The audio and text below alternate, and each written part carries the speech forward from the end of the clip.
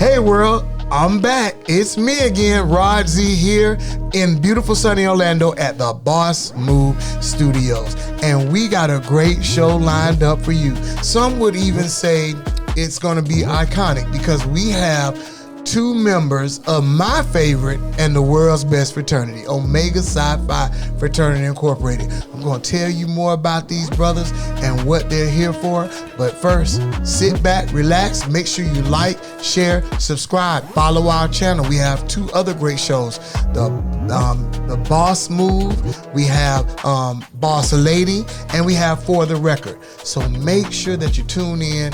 Make sure that you follow this channel because we're doing great things here at Boss Move. And with that being said, it's time for the Z Files.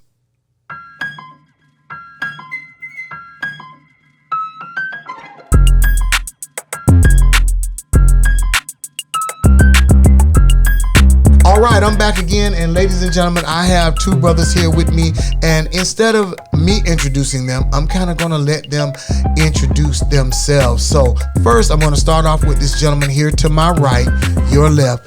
This brother here is my line brother, and I'm going to let him introduce himself. Go ahead and talk to the people, folk. Thank you, Rod.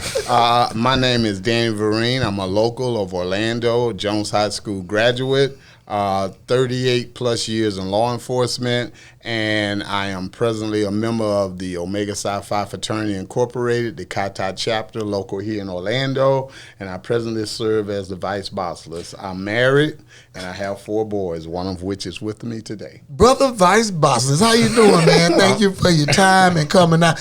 And I'm just going to throw this in there, too. I said I didn't want to introduce him, but this brother was also a police chief also for the town of Edenville, the oldest black town or municipality in the United States. So we had Orange County Mayor Demings on here, who's a member of Omega Psi Phi, but this brother is walking Black history also. So I just wanted to throw that in there because it's my line brother. And to my left, your right, his son. Tell him about yourself, my brother. How you guys doing? My name is Corey Vereen. I'm also born and raised in Orlando, Florida. I'm also a member of the illustrious chapter of Omega Psi Phi, by which way of the Iota Beta chapter at the University of Tennessee. It's the first Black Greek fraternity founded at the University of Tennessee. In addition to that, I was also at the New England Patriots for a year, former New England Patriot. I'm also a software developer. I develop applications and APIs as well. So glad to be here. Big DM for the Tennessee Bowls, y'all. Did not play the radio. Thank you, gentlemen, for coming on, being on here. We're talking today about something that, even though I don't have any children, something that I'm noticing as I work in the education field. And we're talking about fathers. Yes. In the Black community, a lot of times Black men get a bad rap. Right. We lazy. We don't want to work. We don't take care of our kids. And Omega Psi Phi is doing a great job of changing that narrative and letting the people know that not only are we Omega men and we're Black men, but we have several brothers who are fathers and good men, and we want to be, we don't have to be the lead. If it happens to be that, it's nothing new for us. But we want to step out and be a part of the solution and the problem in our community. So I thought it'd be good, and Danny, I got to give him credit. He thought it'd be good to come on here and talk about the Fatherhood Initiative, one of our mandated programs for Omega Psi Phi Fraternity Incorporated. And I want to just hear from you, Danny. What do you think fatherhood is? What does fatherhood mean to you? Fatherhood, again, to me, is caring, love, being there, and being a father. Mm-hmm. Because a dad, anyone can be a dad, just have a baby and go on about your business. But a father, it's difficult.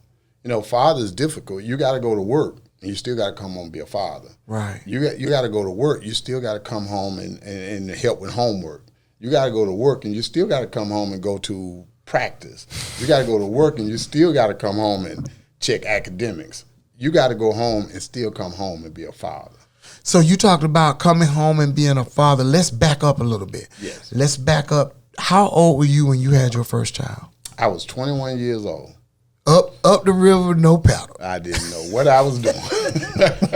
I did. All I know was I had this good-looking, bouncing baby in my arms looking up at me, And I knew it was my responsibility to keep him safe, to protect him, to feed him, and to guide him.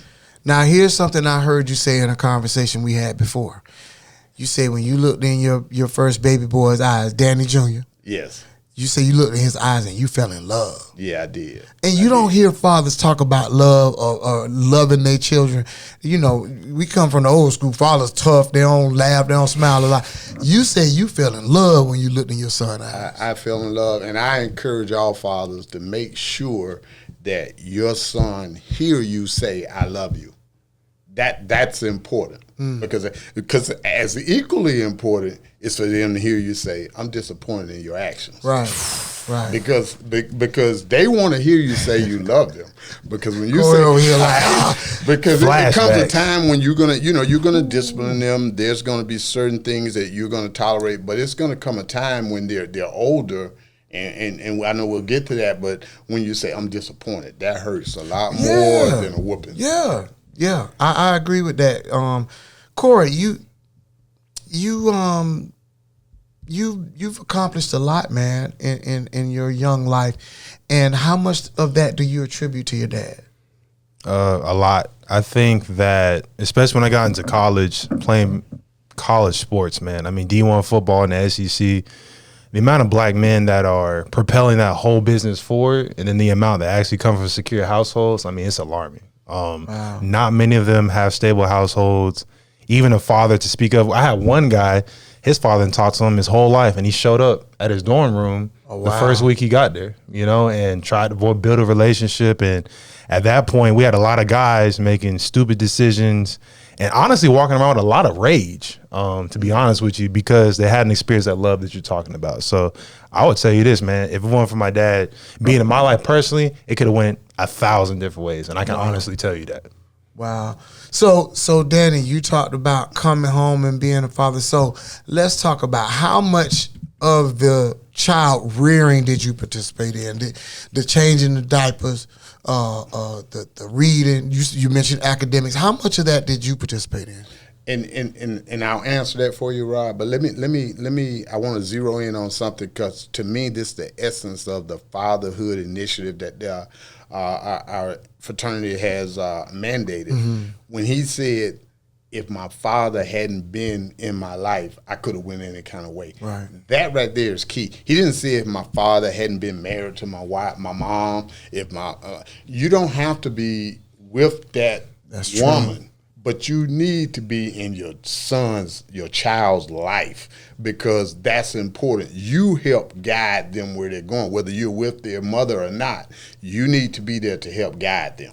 You hear that? You hear that, sisters? And I'm not saying this to be facetious of me, but whatever you got going on with that man, if y'all got a child together, please let him be a part of it. And to that brother that's sitting next to the sister right now watching, let that man come in and be a part of that child's life. And I think we need that village anyway. Yes. You know what I'm saying? So that's a beautiful thing, man, what you said. And then you talked about responsibility too. Yeah. How much did it change your life as far as, I mean, you 21, I'm sure you had been out there and doing your thing. I heard you was a bad man then. I heard you was a bad man. I heard the same thing. I heard the same thing. So how much did that change your life as far as time? Because, and I want you to keep it 100 because I hear a lot of dads say, man, when my child came, my life got better. And it did. It did because it gave me purpose. Mm. It gave me purpose. You had a why.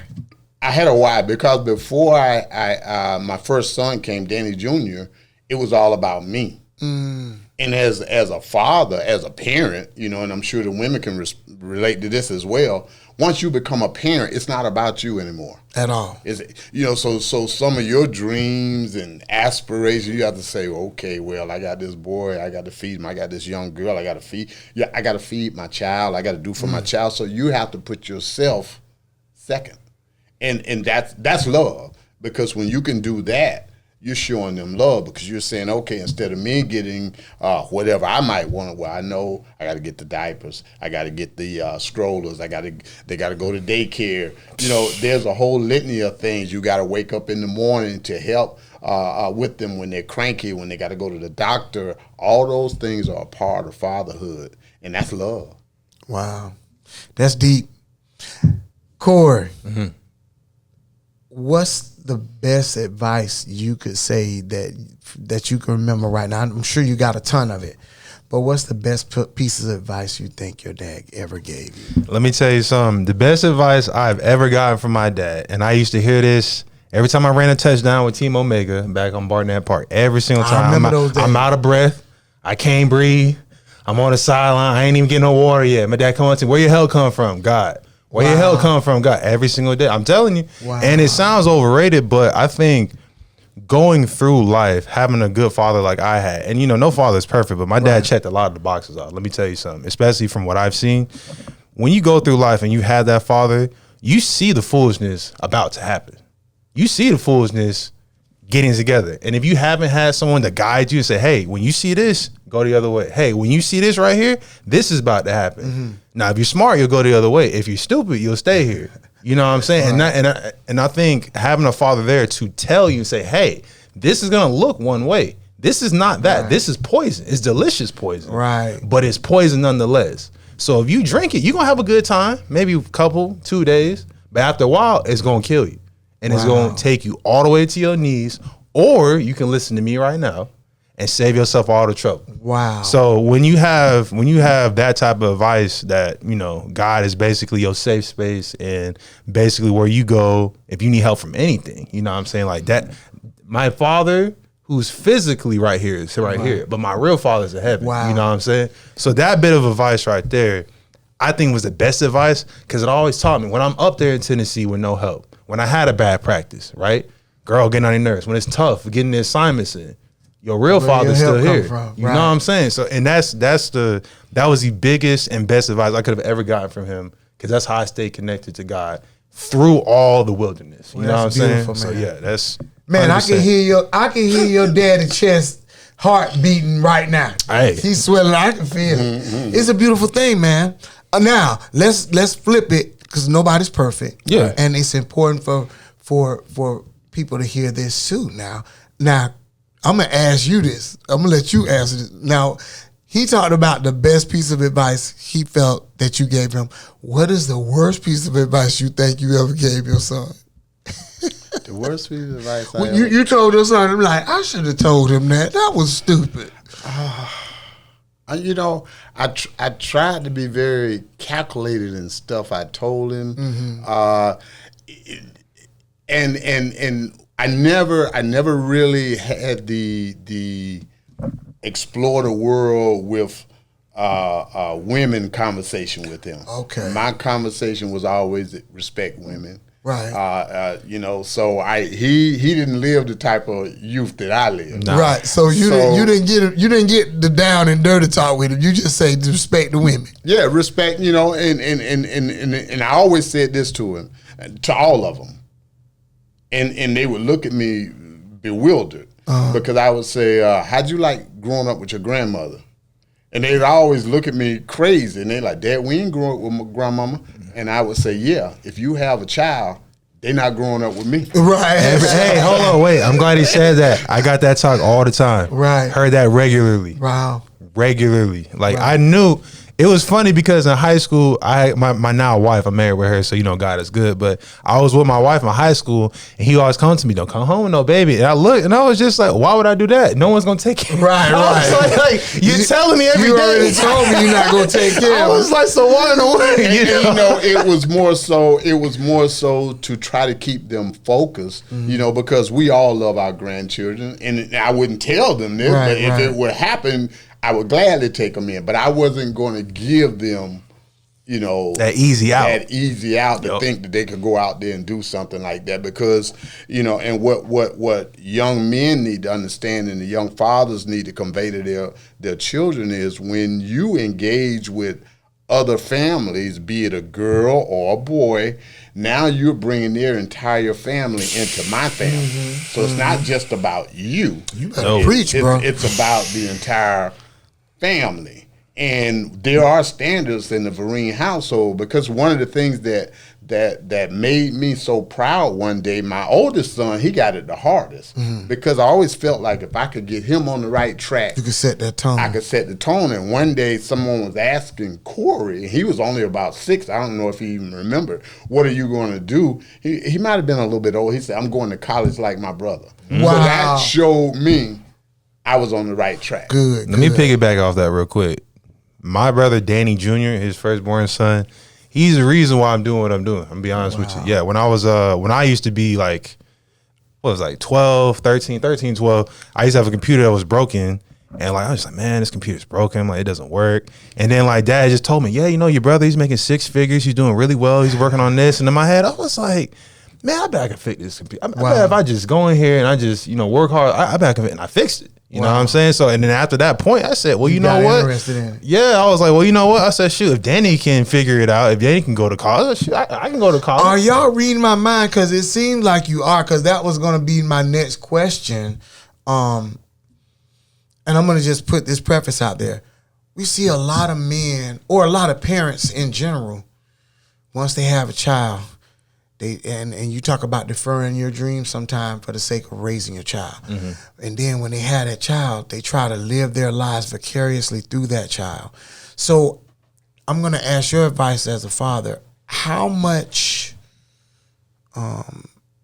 did you push him? Because I know you played football. You were a great football player.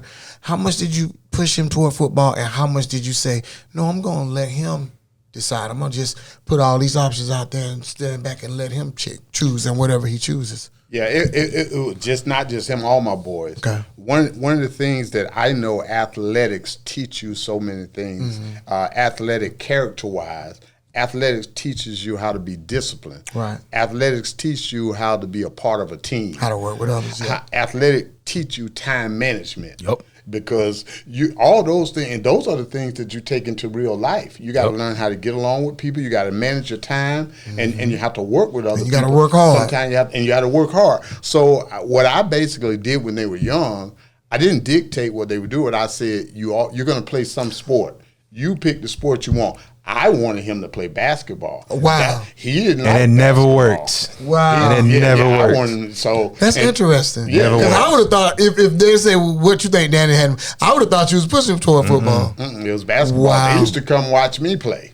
Wow. And they would sit on the sideline while I was playing, so I always wanted them to play basketball. Wow. One of them took after him with basketball. My brother Brandon, but it ain't no way. You a football player. I ain't got no handles. I'm not that tall, Right. basketball wise, right? But I ain't gonna lie. Looking at it now, looking at my frame, I see what he saw. Okay. It just wasn't for me. You was a pretty big dude. That's what I'm saying. You was a chunky. When I he say chunky, wanted- I don't mean fat. I mean you was a big dude. When he I'm like, wanted me golly. to play basketball, I hadn't hit my growth spurt yet. So he wanted me to play basketball in middle school. I was still like 5'9", 5'10". Like I wasn't that tall. I didn't hit I ain't going out 6'2". there with them big guys. When I went to high school, I got taller. The method to my madness was me coming from the inner city of Orlando.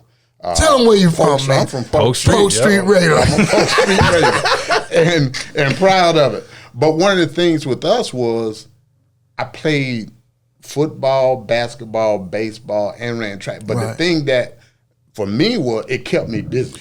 Kept you out of trouble. And I always know for children, you have to keep them busy. You have to give them some things that they like. But now the other part of it is he knows because academically that was first in the household. Whew. So when they're young, academics has to be number one. Right. And fortunate enough with him, it was me and his mom.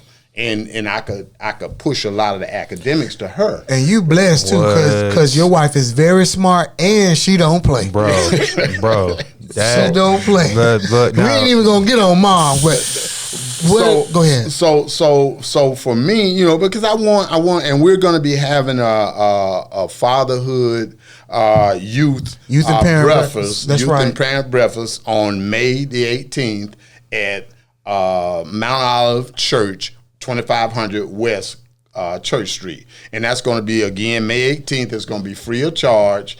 And Rod will have the information to put up later on the show. But because I want to give the parents as well as the fathers and fathers to be information that will help them, and we're going to have other people there on the panel that raise their sons and other people that are professionals that can give them some information to put in their toolbox. I'm excited. I'm excited about it, and coming up even to this interview, I see your excitement and passion for it, and I think you're a great person to help lead this because you've done very well. You've done a Herculean job with your sons. Thank you. And anybody in the community that knows you knows that and knows when it comes anything, you can do anything to Daddy Marie, but don't mess with his boys and his wife. Don't do it. Don't do it. I'm telling you now, don't mess with him. I'm going to just step to the side and say, I told you not to do it. So before we go, Corey, do you have, you don't have any kids yet? No. So you are getting ready to embark on starting your own family. Mm-hmm. If you were stuck in a situation and somebody said, we're going to let you have one trait from your dad, you can only get one thing from your dad, and you're getting ready to raise these children, what would that one trait be to you? Tenacity. Wow. Easy. Yeah, Dad, my dad taught me from a young age, win and never quit, quit and never win. And, it's a very cliche thing to say, but I'm about finishing. I mean, when I was in college, when I was in my computer science classes, while pledging, while starting, playing in the SEC, my mom was like, Corey, you sure you want to change major? Nope, I started, I'm going to finish it. Wow. Corey, you sure you want to stay online? I started, I'm going to finish it. Corey, you sure you want to keep playing defensive end? You know you're undecided. I started, I'm going to finish it. Very simple, That's important, and that's why I asked you that question, because I wanted the younger men of our future generations coming up to hear what you're saying. I am not a father, but I said if I ever had a child, I heard someone say this acronym for father, and it has stuck with me, and it's something that I want. If I ever have kids, time running out for me, but if I ever had kids, I heard someone say that father means fully able to handle every responsibility. That's correct. And that was deep. I heard it and it stuck with me. I don't know how you did it. I don't know how these other dads are doing it, but I need the people out there watching the Z-Files to know that there are black men that are raising families, not just their kids. Yep. They are raising full families, and they're doing well. And this brother and this product of this brother are prime examples, living examples of it. And there are more. As a matter of fact, the second part of our show, we're going to bring another father and son combo in here that are Omega men. I'm going to let you hear what they do, and we'll be back. And you can go ahead. We'll be back. But what do you want to say, brother? No. One of the things I want to say is very important for fathers is know who your kids' friends are.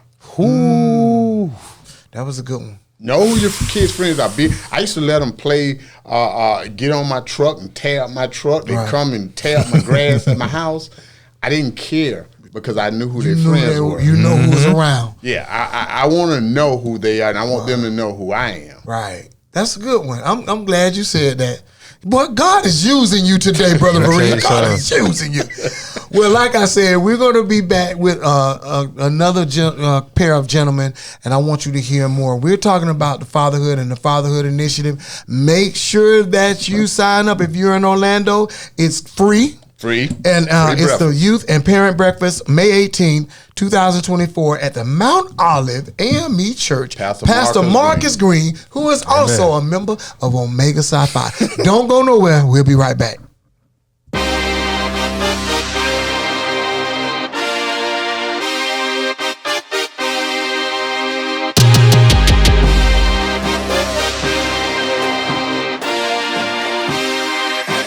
All right, and welcome back to the show, ladies and gentlemen. That first part of the show was good, and I think we're going to take it even higher because I got another group of great men who are part of the world's greatest fraternity. I cannot stress that enough. Omega Psi Phi Fraternity Incorporated is the greatest frat in the world. If you don't believe me, just watch. My name is Rod Z. Welcome back to the Z Files, and I'm here in the Boss Move Studios with two more gentlemen that I'm going to let introduce themselves. Of course, we're going to start with the elder statesman. I ain't going to call you old team. I ain't going to call you old 77. But tell the people who you are and what you do, sir. Yes, my name is John Manago. I made the fraternity in 1977 spring at Florida A&M University, Upsilon Psi. Here we go, upside. Yes, sir. I'm a pharmacist, ready to retire soon. My hero. Yes, and looking forward to afterlife. I heard that. And your name, sir, to my left, the camera's right. Okay, so I am Jonte Manago. Spring 2016 initiated at Florida A&M University Upsilon Psi chapter, and I am a regional manager with Nabisco, so I manage Gainesville all the way up to Panama City. So I'm gonna tell you now, I need some snacks, bro. You need some cookies. Set it out. Thank you, gentlemen, for coming on the show. We're talking about the Fatherhood Initiative, one of our mandated programs for the Omega Psi Phi Fraternity Incorporated. We think it's very important that people see that there are black men out there raising black families. We had the Vereen's in here, Danny Vereen and Corey Vereen, and we had a great talk. And I asked them some questions. I may ask you some of the same, but I want to take it to another level and ask you, first of all, how many children do you have, sir? Jonte is the lucky one.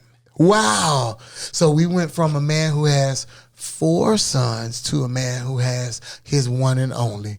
And how you, let me back up with this family, first of all, and the name Manago. Okay, because I came into Chi Tau chapter in 2002, and Omega runs deep with this family. So quickly, give us a little brief history on the Manago family and Omega Psi Phi. Okay, my father was the first in the Managos to be a member of the fraternity. He made it in 1941 at Florida A&M University. So you followed in your father's footsteps. Upsilon Psi. Wow, what year? 1941. Wow. And he's matter of fact, he was the charter member here in Orlando for Chi Tau. For Chi Tau, right. He also was a charter member in, it used to be called Lake and Sumter chapter over in Lake and Sumter County. Okay. He was a charter member over there also. Oh, wow. Next was my brother, Claudius Manago Jr. He's spring 70, Upsilon Psi, Florida A&M University. And then came me, John, Upsilon Psi, spring 77. And then Jonte. And listen, I remember when this guy was a little baby boy running around. Yes. And man, I wasn't there, but I got to see when you crossed, man. And I think all the bros who know you were just as excited as your dad, because we was like, man, I remember when he was. And now look at you. Now you know, grown, married, family, getting ready to start a family. Hopefully soon. I know he wants some grandbabies. So tell us, so let me go back to your dad. Now, a lot of that history in Omega is because y'all wanted to follow in your dad's footsteps. Is that right? Correct. And tell me some of the lessons that you learned from your father. Okay.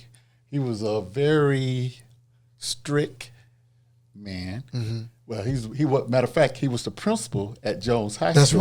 That's right. In the late 60s. Right. So he was educator. All my Jones Tigers out there, listen now. He's an educator, and he was very strict, organized, disciplined person. Right. So just watching him and how he interacted with the community and with people in general, NAACP, Masons, he was a member of all those different organizations. It inspired us to do our best. Yes. And even before I met you, the name Manago I knew that name just from living in the city. Yes. So your dad was very influential, not in your lives, but all over this community, man. That name Manago just be ringing in your ears. So when I met you and saw how down to earth you were, I'm like, man, I like the Managos. somebody this name. But so tell the people, you say you went to FAMU. What did you practice? You say you're getting ready to retire. And you in the pharmaceuticals. Right, Walgreens. And how long did you do it? I finished in 82. So let's see, what's that? A long time. A long time. He getting ready to retire. You're my hero.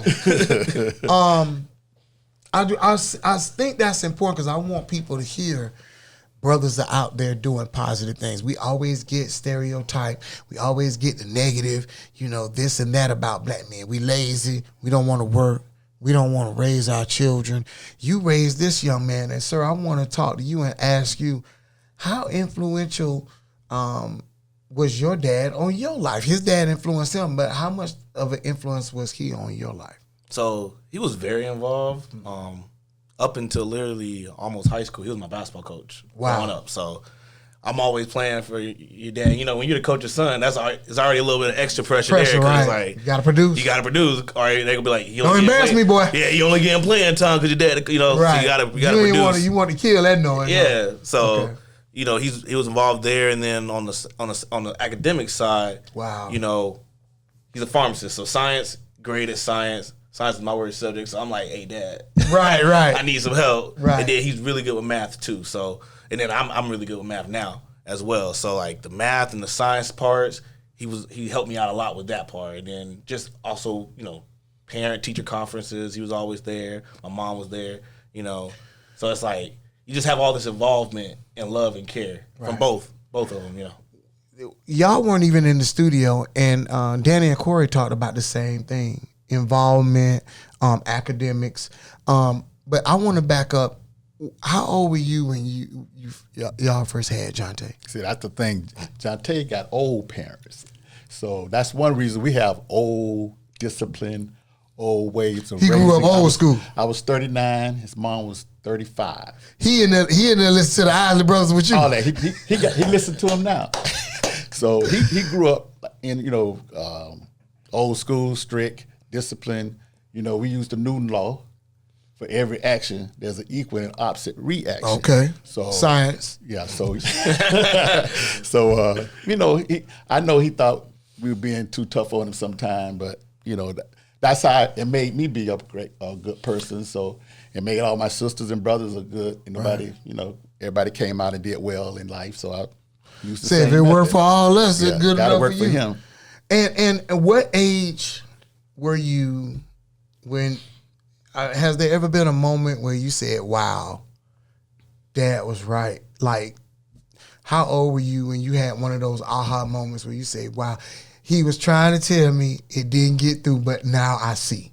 I would say I kind of experienced that in college. Okay. Because when you're in college, you're by yourself. You start seeing how other people were raised. Right. You got kind of different backgrounds, aspects, and you're on your own. So you really kind of, how they say you kind of know the character of a person when no one's looking.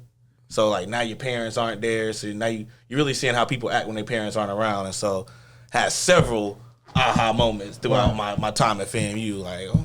And how grateful were you that you have him as a father? Yeah, like, because a lot of people, like you said, they might not have their fathers in their lives, but I did have my father in my life. So just that impact of having your father in life is so important. How? And you not notice it until you get around people who don't have it.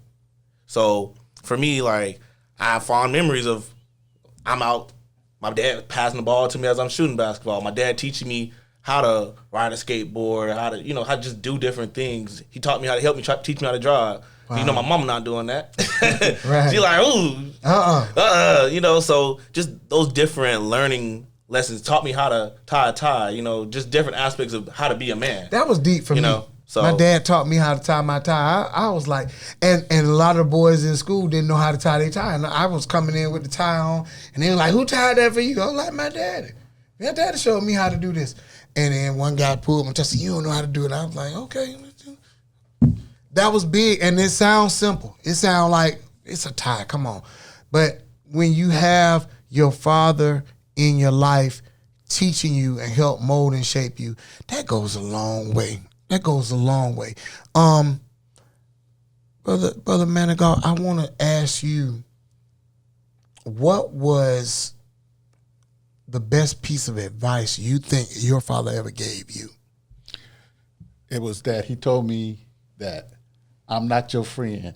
I'm your daddy. I'm your parent. I'm your parent. He's saying, and one day you're going to realize that it's more important to have a good parent than to have a good friend. He said, because I'm going to be there with you when everybody else there except for one friend, and that's the friend in Jesus. So when he told me that, I was like, yeah, whatever. You know, I got my boys. But then when you get in situations and they ain't there. Wow. It's just you and God, huh? You and God, and then your dad. And your dad mom. gonna be there. Mom and dad gonna be there. What about you? Same question for you. Best advice I ever got from my dad. That you think you just, wow. I would say manage your money correctly now so that you're better off in the future. I have some friends, I travel a decent amount. I'm not gonna say I don't, but I know how to budget and save and manage my money, and I have friends who they don't. There's wisdom in that. And so now they end up their parents ask for rent money, but yet they were in Bali last week. You know, like different things like that. Responsibility. So like responsibility to me. Sound like that. Yeah. So it's like knowing how to properly manage your budget, manage your plan, so that you can one day provide for your future kids, buy a house, just do different things. So. Now I asked Corey this. I said, you don't have children yet, and you planning on starting a family. If somebody said to you, you can only get one characteristic or trait from your dad to raise this child, what do you think that trait would be? I would say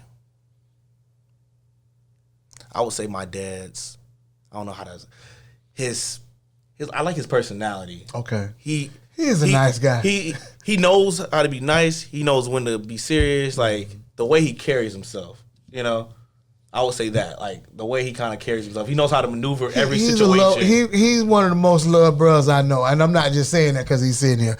He is. I mean, the word of God says, in order to be a friend, you first have to show yourself to be friendly. And that's all he's ever been to me. And I was like, when did you play as man? Because he was treating me like I was his line brother. I'm like, no, this is, and he always stressed to us, this is the bros, man. This is all us. This ain't just y'all over here. This is everybody. And that's one thing I've always admired about your dad. And another thing I've admired about you is watching your son around you. And like I've seen from far off, I don't want to get all emotional, but I've been behind him watching him watch you play drums in the 100. And I could just see it. I'm like, that man proud of his son. Look at that. And it's a beautiful thing, man. I don't have any children, but I love seeing the brothers embrace their sons. Because daddy gonna always love and spoil the baby girls. They gonna do that. But listen, for me, and I can speak for myself, when my dad tell me he proud of me, or he love me, man, that just do something to me. I feel like I could do anything. If your dad tell you could do something, you feel like you.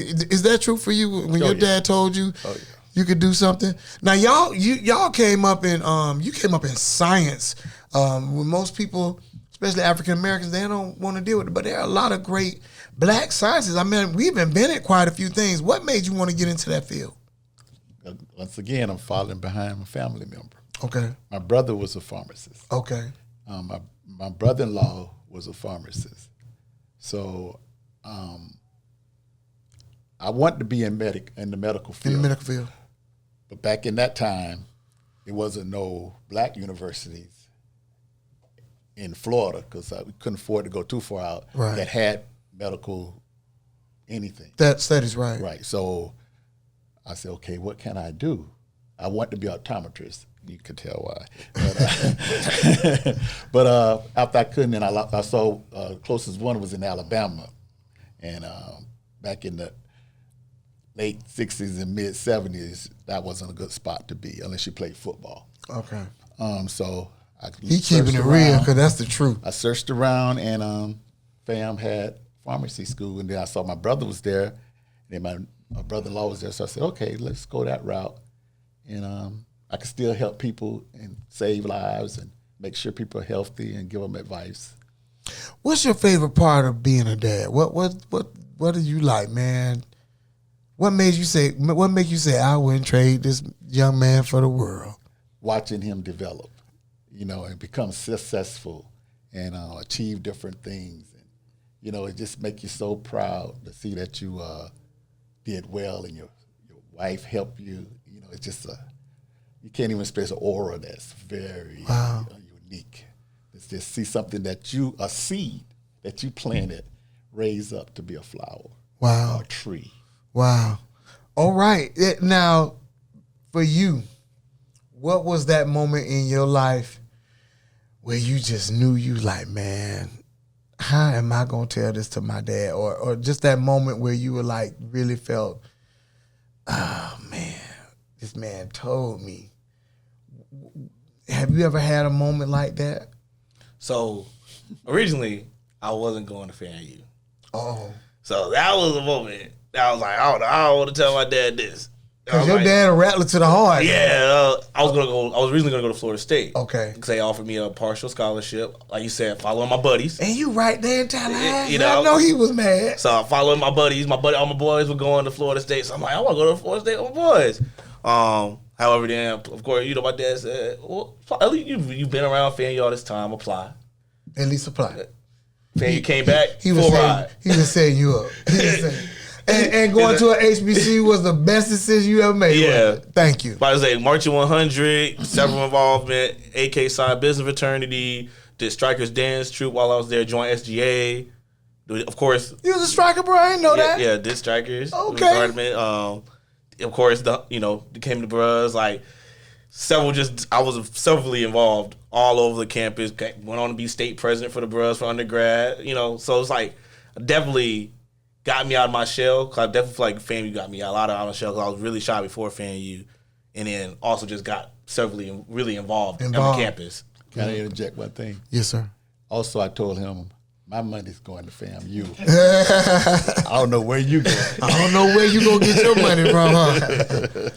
Well, it looks like everything turned out all right, and you done a wonderful, masterful job of raising what has turned out to be a great young man.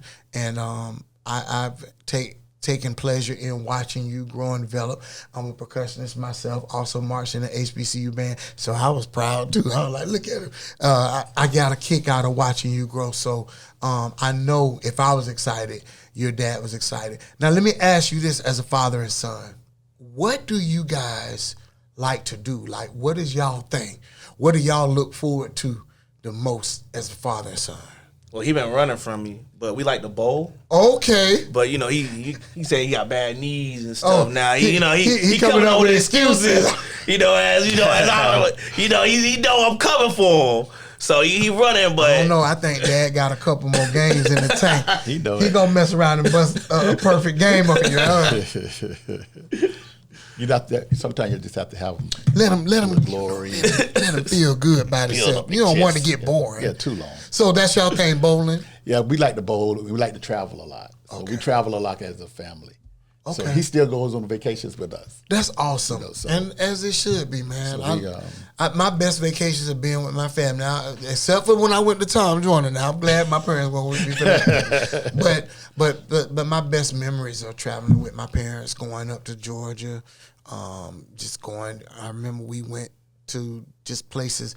And it's cool having a dad, because maybe, with a dad you can afford things that other families can't when you got the whole family unit together. Because my dad used to take us places. I was like, wow, I can't believe we're here. So it's a beautiful thing. But I just want to thank you for continuing. And I want y'all to have the last words and give some advice. I want you to end it.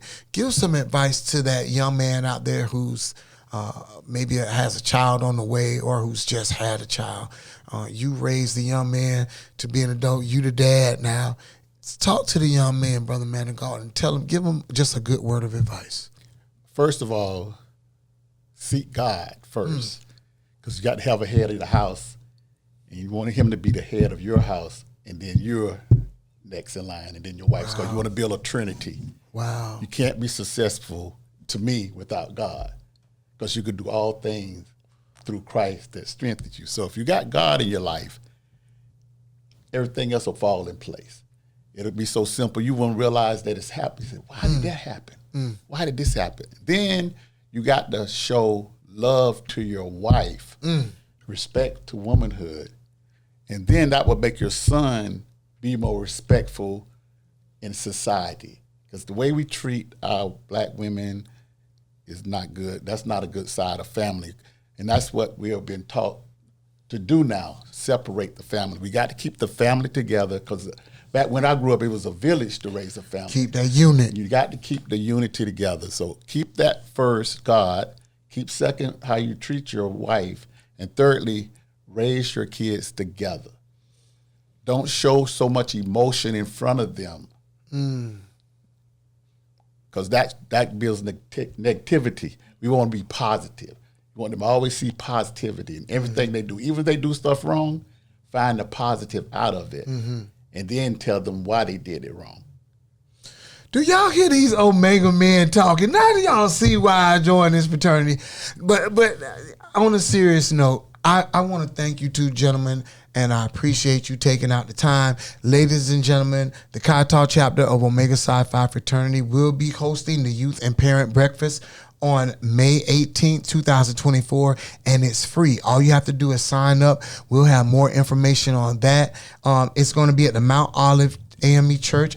Pastor Marcus Green, who is also a member of this fraternity, 2500 West Church Street here in Orlando, Florida. If you're in the area and you can come out on May the 18th, come and bring your family to the Youth and Parent Breakfast being sponsored by the chapter.